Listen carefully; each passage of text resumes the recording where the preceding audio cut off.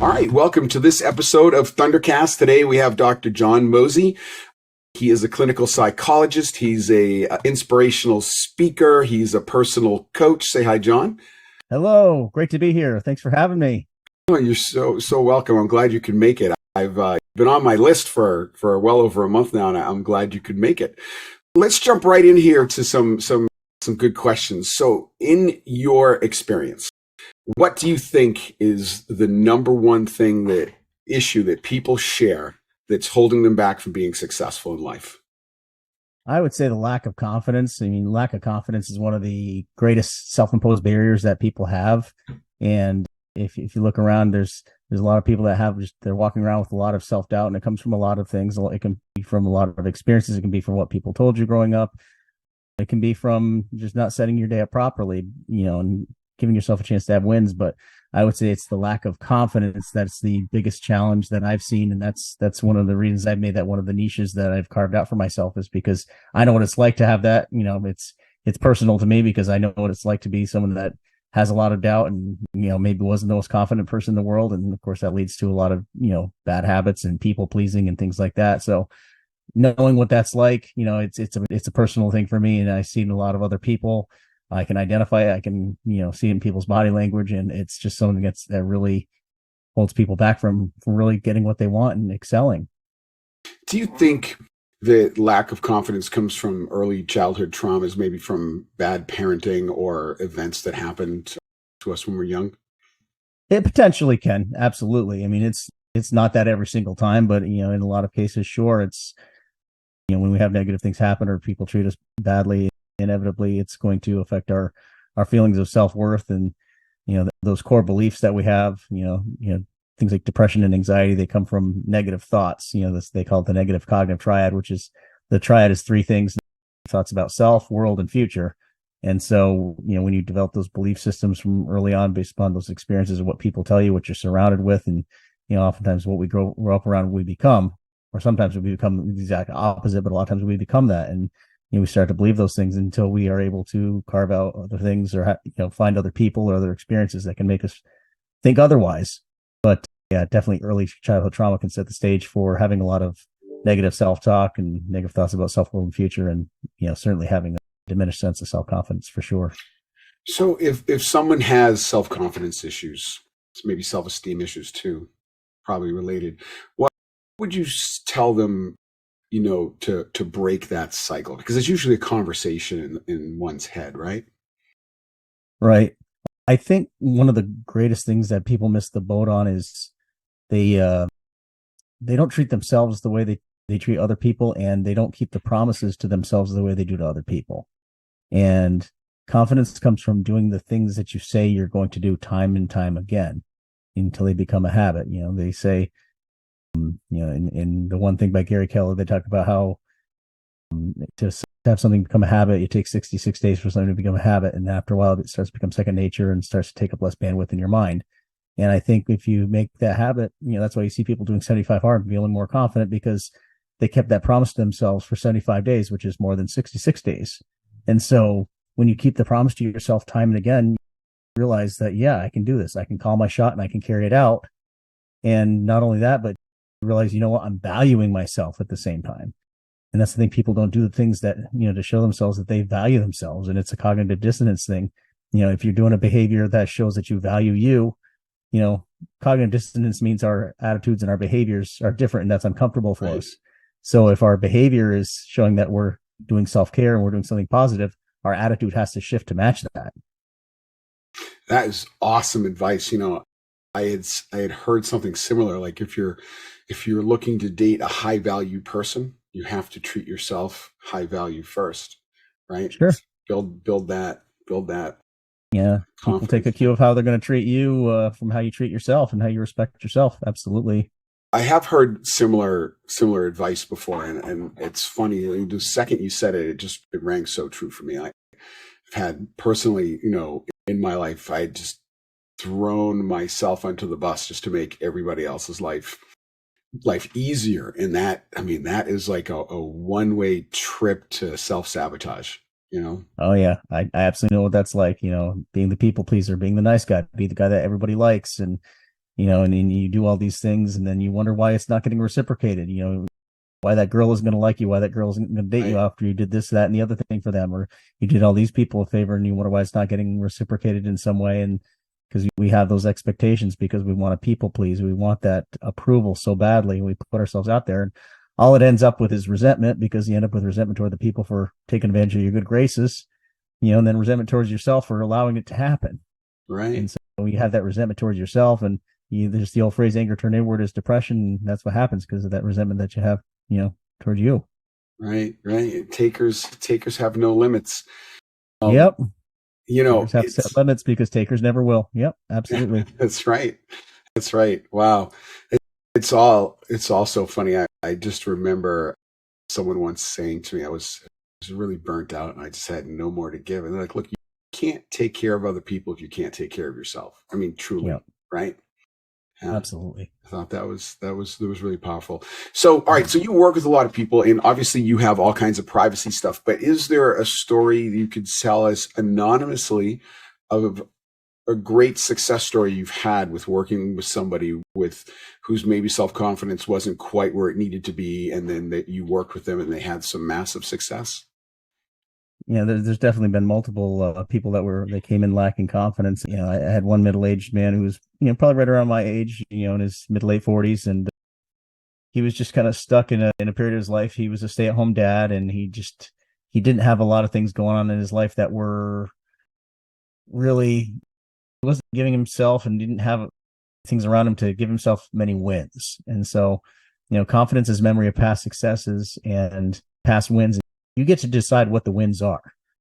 And so he wasn't giving himself a chance to have victories. And, he had gained a lot of weight. He had, been a, pretty elite athlete, and he had gained a lot of weight, and he was home. He wasn't sure what he was going to do for his career. And he was just really, really stuck and, feeling very isolated and, not being out of the house very much. And so, I'm working with him and, having a daily to-do list and, getting him to first of all focus on himself, getting him to focus on his fitness and keep the promises to himself. Like we talked about, do the things that he said he was going to do for himself with his fitness and his nutrition, and everything else. And then, he ended up, doing some work outside the house as well, and, getting employed, and it really turned him around big time because he started to develop habits. It's great you can restructure your thinking, which is a big piece of the puzzle, and you can set good goals, and you can do the daily affirmations all you want, but confidence comes from doing things. And the problem with the thoughts by themselves is you haven't done anything yet. So once you have these habits and behaviors in place, you have the routines, and you structure your day in a way that you can have wins, and you take care of yourself. That's when good things start to happen. And it's just, the other thing was that he stopped blaming other people, and he really took ownership, that's why ownership is one of my 6 pillars of confidence, because when you're blaming other people for all the things that go wrong, you're taking the causality, you're taking the control away from yourself, because you're saying, oh, well, that was due to somebody else's actions and other people's behaviors. And you take ownership and you say, situation A went bad, situation B went to shit, situation C really, sucked, but what was the common denominator in all these things? And you say, oh, wait a minute, it was me. And then when you realize that you were the common denominator in all those things, it's a tough pill to swallow at first. But after you realize it, you see that you were the common denominator, you establish a cause-effect relationship between you and the events around you. All of a sudden, you have human agency. All of a sudden, you have control. You go from having the external locus of control to the internal locus of control. And when you have that internal locus of control, you feel empowered. You're in control. You're more likely to have lower levels of depression, lower levels of anxiety, better relationships, and make more money. And that's what the data even proves. So it's a matter of taking the ownership and owning things, the losses and the wins. And that's what allows you to feel back in control of things. Wow, you just so many things. I got a lot of questions. So I want to talk about the 6 pillars, but first, for our audience and even for me, let's talk about the internal and external locus of control. Could you give us a little bit more of a everyday man's understanding of that? Sure. External locus of control means that you think that everything that happens in your life is due to factors outside of you. It means it's, factors such as luck or fate. And, people who are depressed, they think that anything good that happens is external factors, like, oh, I just got lucky, or somebody else did it, or whatever else. but then they attribute the bad things to internal things. It's like, well, this happened because I suck, because I'm a bad father, or because I'm a bad person, or because I'm not good at that. Whereas someone who's not depressed is going to be, more likely to say, you know what, well, that happened because I did take control. It's because of my actions. I had an impact with that. And, things that didn't go wrong, maybe they might not internalize those things as much. And so, internal locus control means that you feel like you have a direct cause and effect with the world around you. You can impact your life, and you can be your own agent of change, and your behavior matters. You're not a slave to luck. You're not a slave to fate or anybody else. There's nothing else pulling your strings. You're the one that's in charge. You're the one pulling the strings. And that's one of the things I like to have people really grasp onto, because so much of the world is reactive rather than proactive. And the last couple of years have showed that, when things are going around you, things are going to shit, and things are getting taken away. The things that you like to distract yourself with and sedate with, they're not there anymore. You can't go to your aerobics class. You can't go to this bar or this restaurant or wherever it is, and you're stuck alone with your thoughts to entertain yourself and manage things. How are you going to do it? But there were some people that really went downhill, with their mindset, their body, the business, the relationships, everything. There's some people that thrived. There's some people that got better. That some people that 2020 was the best year of their life because they used it as opportunities. And those were the people that have that internal locus of control, because they still had their habits, their routines, the certain behaviors that they did to take care of themselves, that they did regardless. And when we have those things that are familiar to you, because when we're under stress, all of us were under stress that year, but when you're under stress, you reach for what's familiar to you. So if you have good habits and behaviors and routines, that you're doing in the morning, of exercising and eating well and journaling and reading and meditating and gratitude, all those things are automatic to you. So if those are the things you reach to when you're under stress and they're automatic for you, they don't take up any, much wavelength in your brain, then you're going to win. The people that don't have the good habits built up, they're going to reach to bad habits. They're going to eat junk food and drink and, smoke and do all the self-destructive habits, because, maybe that was something that was more familiar to them. That's what they leaned on. They reach for the comfort foods or other things that give them comfort because that's what they know. So that's why building these habits is so good now, because you don't know when the world is going to fall apart on you, even more in the future. And so if you have good habits in place, you can have calm in your mind, peace in your heart, even if there's chaos around you. Right. So much information there. I read a meme recently. I think everyone reads a lot of memes nowadays, but the meme basically said, if you want to be successful, never lie to yourself. Right. And I think that that's the same way as saying, take responsibility. When I talk to people who are learning the process of responsibility, a lot of them take it on as blame, and like the shame, and I failed, and it's this heavy thing, or it's this, like they're being attacked. When they finally take responsibility, they beat themselves up like they did this huge thing wrong. Like, everyone makes mistakes. What do you say to people who have trouble with this distinction between responsibility and blame? That's a great question. I mean, I think it's a matter of taking what you can learn from it and understanding what you can change and what you can't. And so I think when we do the self-blame thing, we're dwelling on the past. People who are depressed, they're caught up too much in the past. People who are anxious are caught up too much in the future. And so when it comes to what's happened in the past, people are self-blaming, and that's one of those things that doesn't do you any good. It's a moment of time that doesn't exist anymore. And it doesn't do you good to wallow in it, to rehash it over and over again. So you need to revisit it long enough to take from it what you need to learn from it. But it's a stepping stone, and it's one of those things that had to happen. And, we did the best we could with the cards that we were dealt sometimes. I mean, people have been through some traumas and things like that, and it's easier for them to drop into self-blame. Well, I could have prevented that from happening, or I should have done something different to keep that from happening. But you did the best thing you could. And, in the situations, a lot of times people are in situations where, they're very fearful and very scared, and their hands are tied, and there's not much they can do about these situations. So, it's easy to blame and be a Monday morning quarterback after the fact, but that doesn't do any good. It's what can you learn from it? How can you keep it from happening again, and use this as a chance to fail forward? I know early on, when I was in my early 30s, I definitely had the issue with those distinctions. I wish the tools, like internet, was still really new. Like YouTube wasn't even around, and now you're just dating yourself, man. I'm old. I look good for my age. I look good for my age. Maybe that's the lie I tell myself. Let's talk about your six pillars, because you started talking about that. Why don't you give us a quick overview of each one and what it means and how it's effective for people? Absolutely. Yeah, I've already alluded to three or four of them already, but the first one is goal setting because, like I was saying, you have to set yourself up in order to have wins, and you have to set your day up accordingly. That's one of the things I commonly have people do. In fact, when I first met you back in April, and I spoke at that event, I had everybody design their perfect day because you got to set your day up to win. And what are the critical tasks you're going to cross off your list? And, when you have that, you call your shots and you say, I'm going to do these 4 or 5 critical tasks, and then you cross them off. Those are all victories because you did what you said you were going to do time and again. And it also gives you a chance to take care of yourself. And so setting goals is very important because you need to give yourself a chance to move the needle too. And a lot of times, people struggle with goal setting because they want to do too much too fast. They're on a weight loss journey and they're like, oh, I'm going to lose, 25 pounds in my first month or 30 pounds in my first month. And so they're going gangbusters and they're eating 1,000 calories a day and they're drinking 2 gallons of water and they're trying to exercise for 3 hours. And they wonder why after like a couple days to a week, they're fizzling out because you set your goals too high. They're unrealistic. And then the problem is they fall short of those goals and they fail. And they're like, well, this confirms everything I already knew about myself. Fuck it. I'm just going to go back to doing what I was doing. Conversely, you can set your goals too low to the point where you're saying, oh, I'm going to do this goal, but it's not really moving the needle for you. I'm going to walk for 10 minutes a day. Well, walking 10 minutes a day probably isn't going to do much for your weight loss journey. And, unless you've been absolutely 100% sedentary, never gotten off the couch at all.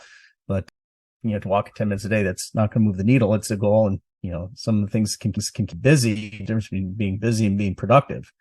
So you got to ask yourself is my goal, is it specific enough and is it measurable? And is it measuring what I really want to measure? If I want to get more money, how much money? If I want to get stronger, how am I going to measure that? How am I going to, what's called an operational definition?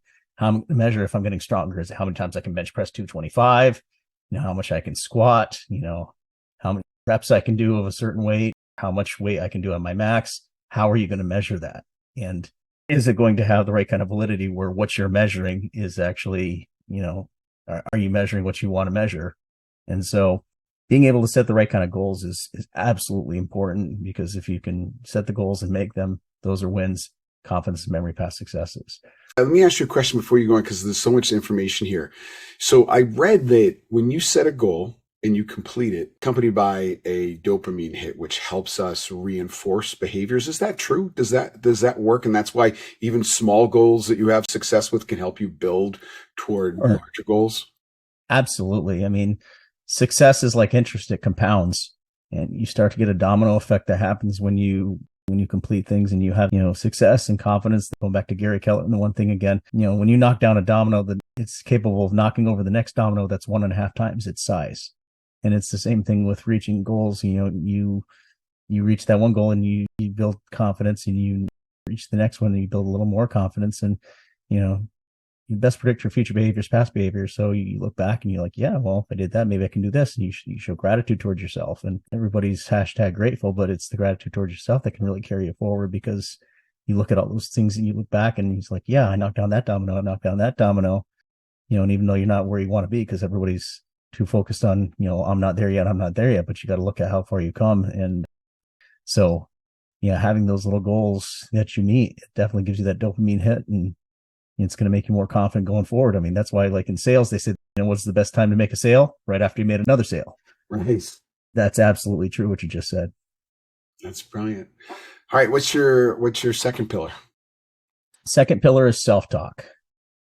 Self-talk, sometimes you hear used interchangeably with attitudes, thoughts, cognitions, inner narrative, but basically it's the story that you tell yourself, and Garrett J. White says, I am the story I believe most about myself. And it's absolutely true because, if you think about it, it's a 3, sometimes a 4, pick up a paper into 3 or 4 columns. A lot of times you hear people say, well, this event happened that made me angry. This person did that pissed me off. And it's not that event that made you feel that way. It's not the person that made you feel that way or pissed you off. It's your thought about that event. It's what you said to yourself about that event in terms of self, world, and future. Your appraisal of it, how you're looking at it. If you think, everyone says, so-and-so looks at the world through rose or gray colored glasses. It's the lens through which you look at and how you see it. If I walk past you in the hallway and they say hey to you and you don't say hello back to me, I can think, oh my God, he's dissing me. Who does he think he is? He thinks he's better than me, and I can be pissed off and angry or maybe self-conscious, wondering what I did to upset you. Or I can think, you know what? He's so engrossed in what he's doing. Maybe he's like George Costanza, just has an upset look on his face because he's really busy, wants people to think he's busy, just wants to be left alone. Maybe he had an argument with somebody last night and he's still got that on his mind. He didn't even hear me because he's so focused on what he did. So the physical event is the exact same thing, but because how I chose to think about it, my consequent emotion is going to be very, very different. Right. So, and that's learned behavior, right? Like that's something we carry from us from an earlier age, usually. Sure. Because there's our surface thoughts that come about situations, but oftentimes our surface thoughts are more symptomatic of what our core beliefs are, our underlying beliefs, kind of those underlying themes that we pick out over the course of of our lives and our childhood and our experiences and everything else. How would someone deprogram that? Like if they have that negative self-talk, like I know people who behave exactly the way that you explain it, right? And you look at the event happen, you're like, what's going on? No one did anything wrong, but that other person got really upset. It's like they experienced a rejection that didn't happen, right? Mm-hmm. And that's why I've always thought something like that is, history. So how do you deprogram that if you have that proclivity? Yeah. See, cognitive therapies, that was one of my favorite things in my training, when I was going through my doctoral program. And it still is one of my favorite techniques to use with patients is because, first of all, it's an empirically validated technique. I mean, research shows that it works. But secondly, it's very cut and dried because it forces you to, instead of saying, you know what, I feel it in my gut, it must be true.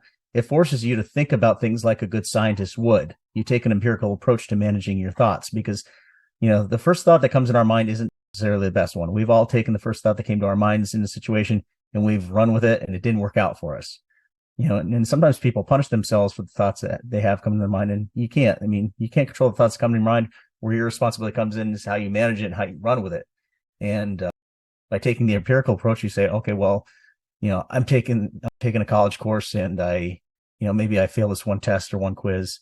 And I think to myself, oh my gosh, I'm going to fail the whole class. Like there's no coming back from this. And, I'm terrible and I'm awful and nobody likes me and I'm going to go eat worms. And so people can go into that downward spiral with their thoughts very easily when, with that kind of trigger, because, our memories are state dependent. So we are a bad mood. We start thinking about all the other bad stuff that's happening in our lives.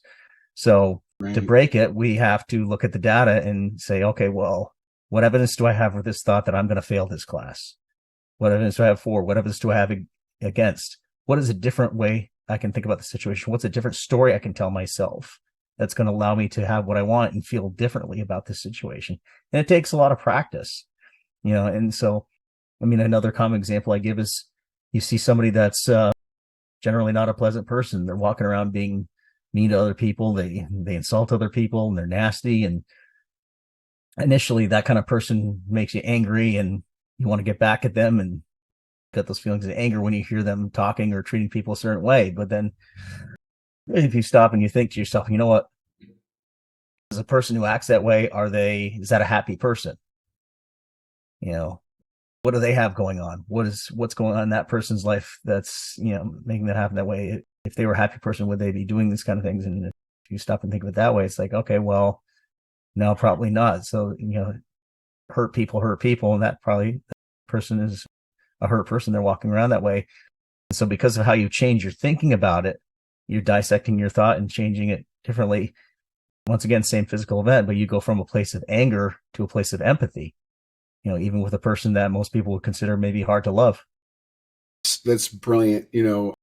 Obviously I do a lot of reading on these subjects, and I read that, just because someone reacts harshly to you, it probably doesn't have anything to do with you. It's their history. Yep. Right? And it's just like they say in the Four Agreements.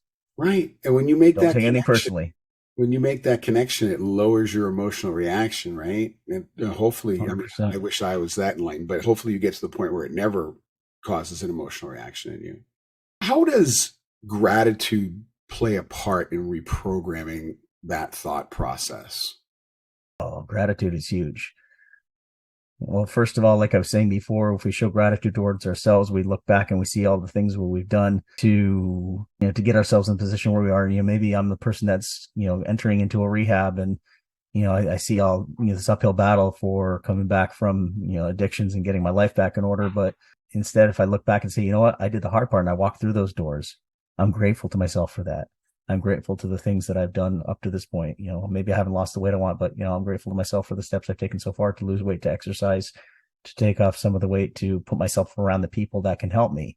Gratitude, if you look at the great things you've done, it's best predictor of future behaviors, past behavior. I did this before. I can do it again. There's more good things I can do because it's going to have that domino effect.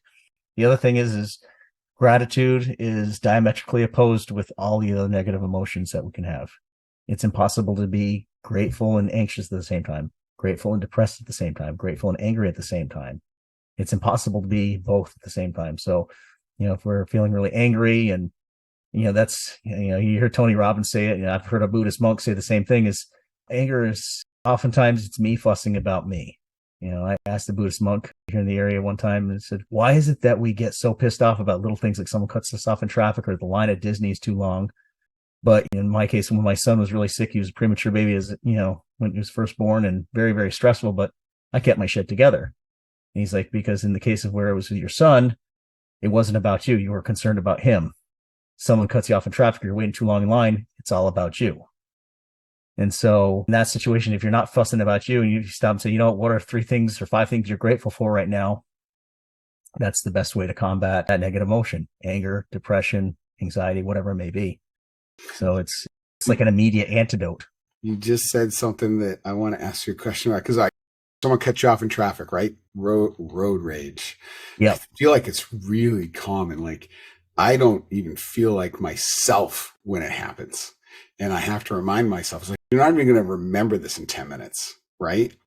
Why does it happen? And why is it so much different when we're in a car? Like, sometimes it's not even a violent thing that happens. Sometimes it's just traffic or someone in front of us is going slow, right?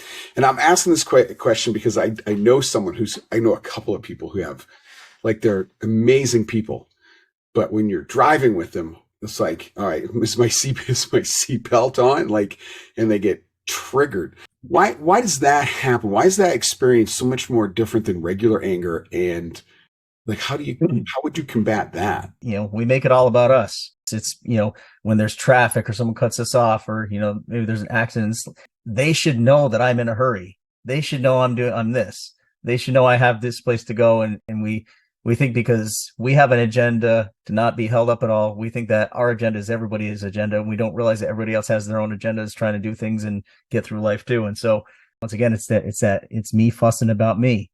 We're taking things way too personally, and someone cutting us off in traffic, like you said, oftentimes when someone treats us negatively or harshly, it has nothing to do with us. Don Miguel Ruiz will say, don't take it personally, and it doesn't, but we do take it personally. We take it as a personal affront. It's a matter of being self-absorbed and, being in our own heads too much and not realizing that the world's turning around us and there's other people that are trying to do the same things and they're not focused on our agenda as we are. Right. Yeah, I agree. All right. I keep asking you all these questions. We're never going to get through your 6 pillars. What's the third one? The third one is, that's the habits and behaviors piece, because, so far you've set goals, you've got new thoughts, maybe you have these great, things you say to yourself, the daily affirmations, but the problem is you haven't done anything yet. So it's having these behaviors that you do daily, and you blend the simplicity and the consistency, and you do these things day in and day out. James Clear talks about atomic habits, and they're called atomic because A, they're small like an atom, and B, they can be explosive like an atomic bomb if you do them for long enough and consistently enough. There's no magic to a lot of things. The people that have the success, that have what you want, chances are they're not smarter than you. They're not more talented than you. They're just consistent enough, and they've been doing it long enough. They stick around long enough to collect on their investment. And so it's doing the things to set, the stage for your day, accomplishing things to start your day. Like the old Navy Admiral said, is to make your bed.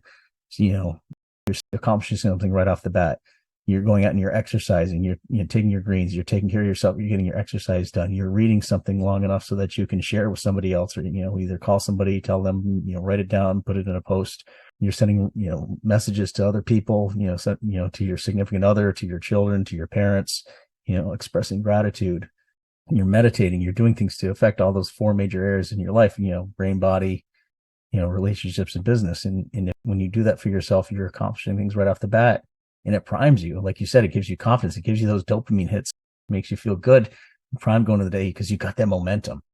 That's such a big piece of the puzzle, because there's a lot of people that don't have that. They roll out of bed half hour before they're supposed to be at work. They're rushing. They're flustered. They're not getting a chance to catch their breath. They're not doing the things for themselves to prime their mind and get themselves sharp. And then they roll into work and they're spilling coffee all over themselves, and they got shit coming at them from every direction. They're playing the rest of their day on defense. Right. And so having those habits and behaviors is super, super crucial. So the 4th pillar is communication skills, because like we were saying before, people take a cue from us in terms of how they're going to treat us from how we treat ourselves. And, how we treat ourselves is, that's where assertiveness comes in, and setting boundaries and being able to say no. And pillar number 2 kind of feeds into this, because it's our self-talk about ourselves, about our own self-worth and our needs being as important as anybody else's. That sometimes keeps us from being, having the right kind of communication skills and being assertive. Being assertive doesn't mean you're getting in someone's face and beating your chest and saying, this is how it's going to be, like it or not. It's basically standing your ground. You're being respectful to the other side, but you're also standing your ground and saying, look, I need to look out for me on this one. This is how it needs to be. And, I'm not going to back down. And so it's okay to say no. People will realize that, basic Bill of Human Rights, you're allowed to say no. You're allowed to change your mind. You don't even have to explain yourself to people. You don't, people always want to give an excuse or an explanation. You don't necessarily have to do that. When I read Dr. Robert Glover's No More Mr. Nice Guy, I don't know if you've ever heard of that book. I haven't, but it sounded pretty awesome. It's a kick in the dick. It really is. I mean, as a recovering nice guy. Right in the ding ding. Yeah. You said something super powerful. Before I forget, we're going to have you on again. I have so many questions for you, but you said, like, whoever is listening to this, especially men, you are allowed to change your mind, right? Yes. Right. And so, like, especially if someone else changes an agreement, like, how many times as a nice guy have you been stuck following through with your commitment because you have integrity, but the other person has already changed? You can change your mind. As soon as the agreement changes on their end, it's already over, right? And you can still be good about it, but yeah, change your mind. Like, it was huge for me. It was huge for me learning how to do that. And that's like as soon as you said it, I'm like, all right, I got to read that book. Oh yeah. Yeah. It's a powerful book, because, I mean, a lot of the premise of that book is that a lot of the things about the nice guy really aren't that nice. Right. Because you want to people please so badly, you're not being truthful about a lot of things. And so rather than being assertive and upfront about things that you don't want to do, or the line that you have to draw in the sand with people, you end up being passive aggressive, and you end up agreeing with people to their faces, but then not following through on the back end, or, maybe agree to do something, you either don't do it, or you do it in a half-assed manner, or just you do something behind their back, and then people end up more pissed at you than if you had just been direct with them in the first place. Right. But yeah, in the nice guy syndrome, you're doing all these things. You're sending flowers. You're expecting someone's going to reciprocate, and that it's going to result in these results. And then you wonder why they go off with the person that's the asshole, because, you're not really respecting yourself, and you're doing these things with an expectation rather than doing things because, it's consistent with who you are and what you want to be, and really your purpose. The nice guys, they don't really have their own purpose. Their purpose is around somebody else. And that's getting into a whole other topic, but, men think that, they need to make their woman the center of their attention. And that's one of the crucial mistakes they make. She doesn't want to be the center of your attention. She wants to be a close second, but she wants to see that you have a purpose. Right. You see that one of those classic movies where you see the guy going off about to get the ship for the Navy, and he's kissing his girlfriend or his fiance goodbye, and she doesn't want him to go. But if he said, "Oh, okay, I'm not going to go, I'm going to stay here," do you think she's going to have as much respect for him? No, she respects him because he's being dutiful, and he's got his mission, and he's got his purpose. And, you have that meaningful mission, that's what people are going to respect. And so because you're being true to yourself and true to your wants, needs, principles, and goals. And so that's what people want to see. I have a client that says all the time, it's like, no one's ever going to miss you if you don't go away. Yeah, let's just call it out. Nice guy personality is toxic, right? It's Absolutely. Toxic for the nice guy and everyone around them. You said that the nice guy lies.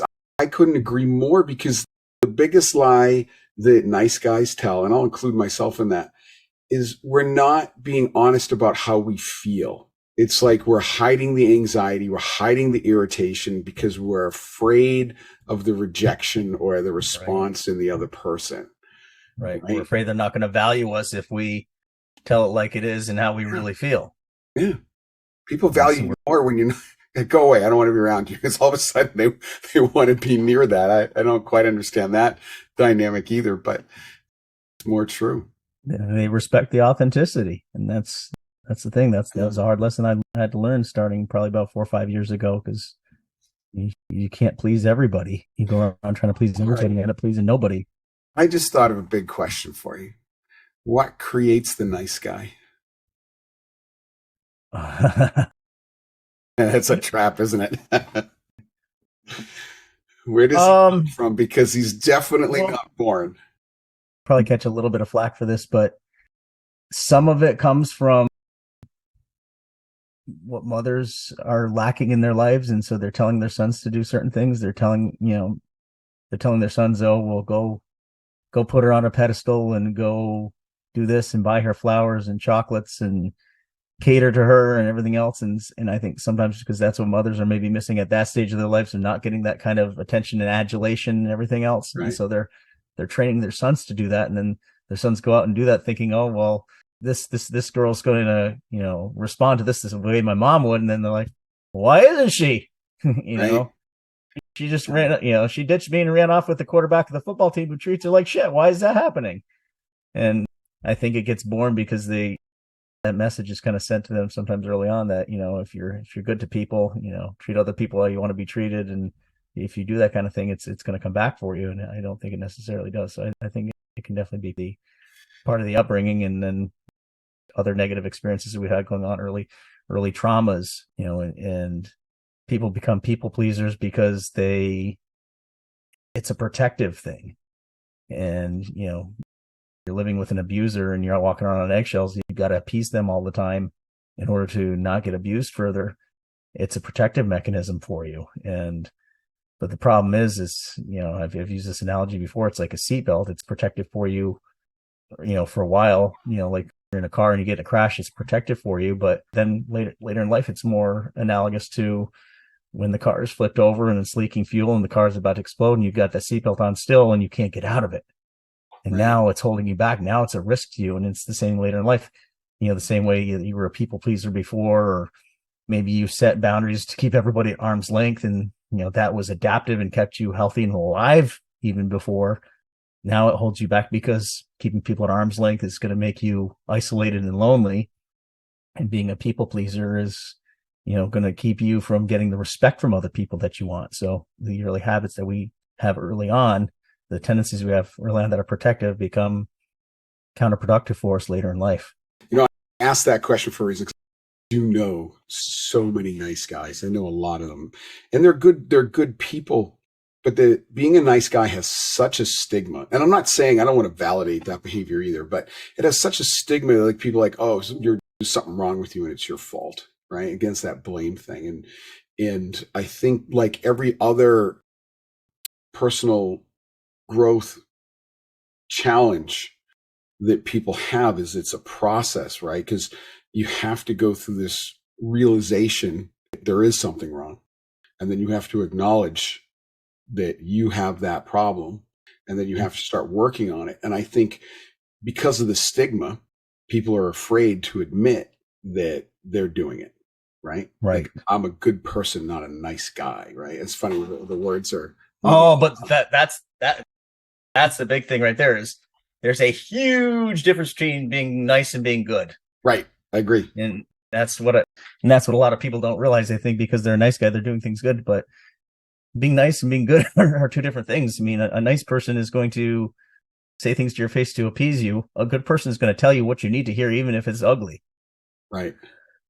Because they actually want to help you. The person being nice to you and, stroking your ego and telling you everything's okay when it's not, and not telling you about the changes that you need to make and that you need to buck up, that you need to step up to the plate.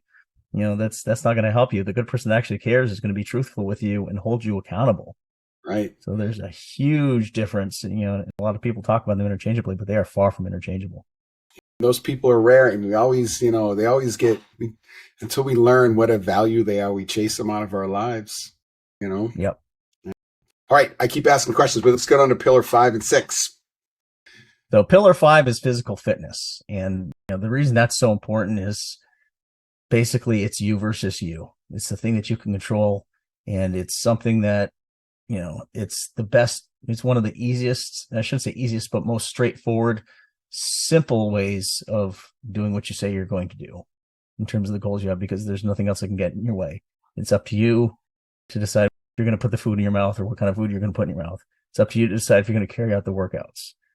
And in doing that, let's face it. If you look at the people that are the CEOs of the big companies, the days of seeing like the overweight kingpin, like you see in the comic books, you don't see that anymore. You don't see, the overweight guy at the head of the table in the boardroom. The guys that are leading companies, Andy Frisella, Ed Milet, Sean Whalen, Ryan Stewman, the list goes on and on. These guys are all in very good shape, and they pour into themselves physically. Why? Because someone who, the corporate athlete type, they can outwork you. They can outfocus you. They're going to have different body language. It sends a message to the rest of the world about their habits, because I heard an interesting quote the other day, and a guy said, light travels faster than sound. So if someone's walking towards you, before you even hear a word out of their mouth, you're going to see them. The first thing about someone is going to be their appearance. And that's going to be the first impression. That's going to be your first contact, is their appearance. And so if you look at somebody who is going to be potentially taking care of you, and if you take a look at them and you see that they're in shape, at least they're disciplined in one area of their life. Whereas if you see someone that's not in shape and you're walking towards them and you think to yourself, okay, well, how is this person going to take care of me if they can't take care of themselves?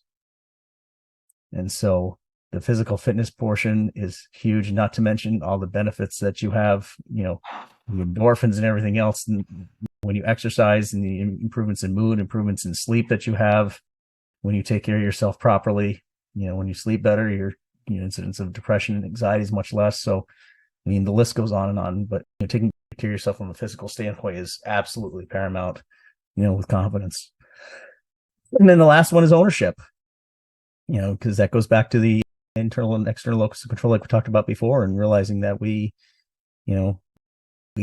control our outcomes for better or worse. It's up to us. It's not up to fate. It's not up to our external factors. And, the minute we leave things up to, control things to external factors, that's when our quality of life is going to be worse, and we take ownership. We got to have restraint. We got to have discipline. The idea with discipline is basically you got to show restraint now, because otherwise later on something else will, or someone else will. People who aren't disciplined with their diet or their exercise or their habits, and they think, oh, well, I'm going to die, but I'll die happy. No, that's bullshit. I work with people in nursing homes all the time. These people are not dying happy, and they're dying. They didn't take control of things before. Now something else has, because they've got COPD or emphysema or heart disease, or they can't walk, or they got diabetes, and they're having legs removed, and they're having to have somebody else, bring their food to them, have somebody else bring them a bedpan. The control's been taken away because they didn't take control of the situation and show restraint early on. So take control now, or someone or something else will. And that's where ownership comes in. So I have more questions for you, but I'm going to take a quick second to address the audience. Say, hey, look, if you like what Dr. Jon's talking about, give us a like. If you have any questions, pop some questions below in the comment section, and I'll have them get back to you. So have you written a book yet on your 6 pillars? No, I have not, but that's coming up. I do have one book, it's titled Fuck Someday, that I wrote 4 years ago. And the reason for that title is because I was the type of person before that used to say, someday I'm going to do this. Well, someday I'm going to do that. And until 2019, when I finally started holding myself accountable, those some days never came. 2019, I was like, God, I used to say that word a lot, especially when you're sitting around with friends and you're drinking, having a beer, and you're feeling all infallible. And someday I'm going to own a big restaurant or sports bar, or I'm going to be on top of the world, and get these grandiose thoughts. And then the next day you wake up and you're hungover and you don't do anything. You go back to the same thing you did. New Year's Eve comes up every year, and you're saying, this year's going to be my year. I'm going to grind, and I'm going to do this and that and that. But December 31st comes the next year, and you're in the same fucking place you were before. So someday had to go bye-bye because, someday is the day of the week that never comes. Right. It's where your dreams go to die. Right. And so that's why I was like, okay, fuck someday. We're not going to do someday anymore. It's today. You have to take action, and you have to have a bias towards action, even if it's imperfect action. And that paralyzes people so much because they got so much paralysis by analysis, and they think about things. They're waiting for the perfect time or the perfect plan. And it's just like the movie Chasing Amy. They say, what do Santa Claus, the Easter Bunny, and something else have in common? And in this case, the perfect time or place for something to happen. They're all a figment of your imagination. It doesn't happen. The perfect time or place for anything to do anything, it's a figment. It's not going to happen. It doesn't exist. Right. So take the action now, and you're going to have some slip ups along the way. But I promise my imperfect action is going to trump your perfectly laid plan in your hand that's in your head unexecuted any day of the week. And so it's just a matter of doing what you say you're going to do and having that bias towards doing things and doing the work. Give yourself a reason to feel confident. That was the idea behind that book. But yeah, a book on confidence is definitely forthcoming. Good, because I want to read it. I want the confidence book. I want the 6 pillars book. And while we're talking about it, why don't you give us a 10,000 foot view of you and your businesses and what you do? You have an event coming up, a speaking event coming up in Tampa. Tell us all about that stuff. Okay, absolutely. Well, the event coming up is called Indomitable Mind. And I had this idea back in spring because in the last couple of years, people's lack of internal coping skills and mental toughness and resiliency and grit and discipline, it was really very evident to me when they weren't able to sedate and distract themselves with other things. And I wanted people to be able to have that internal grab bag of skills that they could have going forward, and to be able to leave this event with clarity on terms of what they want, be able to learn how to pinpoint what it is that you want. Because sometimes people don't even know what it is that they want. You ask the question at the start, new coaching client, what do you want? And it sounds like a very easy elementary question, but you'd be surprised at the hesitation that you get when you ask that, because they don't really know, or you get very vague answers and something very general. And then if you ask them why they want it, they can't even tell you, because, they just got that idea because that's what everybody else wants, or that's what they think they should want, or someone else told them they should want it. They don't know why they want it. They don't know why they want it now. And sometimes, they haven't even given themselves enough experiences to know why it is they want that. Even our dreams are limited by our experiences and what's happened. So I always tell people, I don't want your dreams to come true, because even your dreams are limited by what you've seen. Maybe the thing that's best for you isn't your dream because you don't even know about it yet. So it's giving, putting you in a position to, pinpoint what you want, and then be able to reverse engineer from there, and, get very specific. And so you can have goals and break it down to, weekly and daily goals to get where you want. So in my coaching, that's a big part of it. Of course, I also use my 6 pillars with coaching. I do the individual coaching. I have group coaching, and actually going to be releasing a course sometime in the next couple months as well. But as far as the Indomitable Mind event, it's going to be a tremendous one-day event, October 14th here in Tampa. And we've got some amazing speakers lined up to talk about things like discipline, men's issues, women's issues, setting boundaries, confidence, breath work. I mean, the list goes on. And it's going to be a phenomenal. It's not going to be a typical, boring seminar where we're sitting there all day, watching the clock. It's going to be very interactive, and there's going to be different activities that each speaker is going to be asking people to do. And then we'll have a panel discussion at the end. And it's going to be really a chance for people to hone in and sharpen their mental skills so they can function in any environment, because it's important that regardless of what's going on around you, you have the capability of having peace and calm in your mind and your heart. And so this Indomitable Mind event is something that I've been very much looking forward to, and something the world needs. I'm going to be there. I can't wait for it. I can't wait for it. Why don't we close it up here? So if you've made it this far, you're one of the rare viewers that makes it to the end of videos. So we thank you. If you have any questions for Dr. Jon, just put them in the comments below. We're going to have Jon's website, his email, and other contact information below as well. Last question before we go, Dr. Jon. What is one thing you would leave someone with today that you think would change their life for the better, or even better? I'll put the pressure on. What would transform their life? Have that bias towards imperfect action. Like I was talking about with my book, is just action is going to trump everything, and having that bias towards doing things. And if you have something that appeals to you, if there's something that calls you, take action and find what it is that is your purpose. And think if we have that meaningful mission, because people talk about motivation all the time, and but motivation is going to wax and wane. But when you have a meaningful mission, something that's going to serve the greater good that you're going to be passionate about, that's what's going to allow you to be disciplined. And when you're disciplined, you show up and you do things even when you don't feel like doing it. Because there's a lot of things, anytime you're trying to launch a new business or new endeavor or new mission, there's going to be some ugly parts of it. They're the ugly parts of it. They're not sexy. They're the things that people don't see that, are required to get it off the ground and be successful. And you're not going to want to do those things. But, if you have that in mind, that greater good and the people that you're impacting, go forth with it. And it's going to, find that purpose and your message, use your failures. I mean, if you've got a gift and you've got a message, I feel like it's our duty to share those with people and give back the same way we learned to dig ourselves out of the hole. I mean, we've all got a story. We've all, that's why my podcast is called Redemption Road. We've all come back from something.